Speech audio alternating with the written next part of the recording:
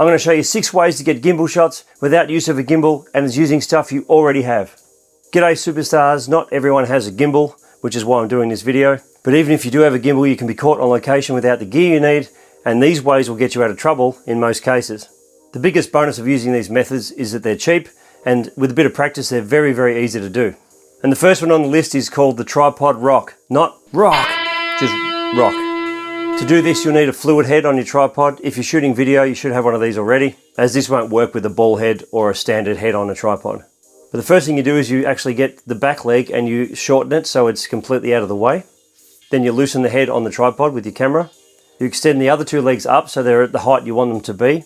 And then you just rock backwards and forwards on your subject. So if you've got a subject on a table like this, for instance, you just rock backwards and forwards, getting that shot you want. It takes a bit of practice, but you can get very, very, very smooth with this. Alright, now that was the most expensive part of the whole thing. The next one's called the neck breaker, because after a while you get a sore head. And how you do this is you take the camera strap that came with your camera and you sling it over the back of your neck. Then you pull the camera forward so that the strap is tight against the back of your neck, and that takes away the shake because of the tension on the strap. And then you bend your legs, walk softly forward, and that's how you get your gimbal-like movement. The next method is called the fall-over method. This one's different because it's not easy to do, but once you get it right, it can look really convincing. But you're only going to get about 2 seconds of footage out of this. So when you're doing any of these gimbal-like shots and these techniques I'm talking about today, make sure you're shooting at 50 frames a second if you normally shoot at 25, or 60 frames a second if you normally shoot at 30. That way you can slow your footage down to half speed later on. You can go slower if you want to, if your camera does it. But it will take the shake even more out of your footage if you need it. And how you do this method is you have the camera close to your body and you focus on your subject, and then you lean forward as if you're going to fall over, or lean back as if you're going to fall over, and right before you fall you put your foot out. In that time between falling and stopping you should have about 2 seconds of footage, and then you can use that where you like. The next method I call hit the like button. It's where you hit the like button. No, I'm just kidding. Next method is called swing and sling.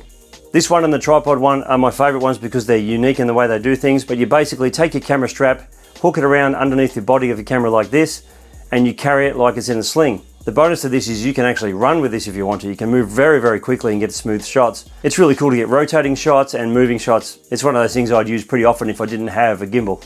This one is great for product photography. This is where you put your camera on top of a towel, on top of a table, and you pull it and slide it along the table. Now if you've got product in front of it, obviously it's going to look really cool. It looks like a slider shot, but you can do this anywhere where there's a smooth surface, this will work.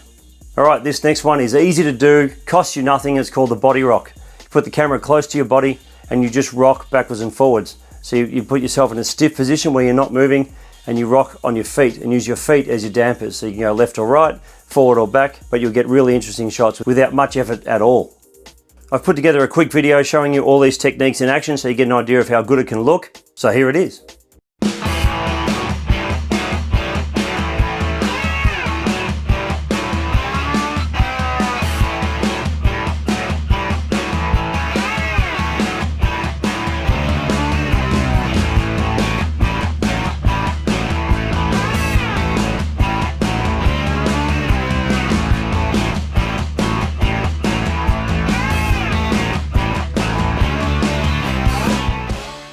Now let's watch the same video again, but this time I'm going to have the insert of me actually filming it so you can see me doing the shots as you're seeing them on the screen.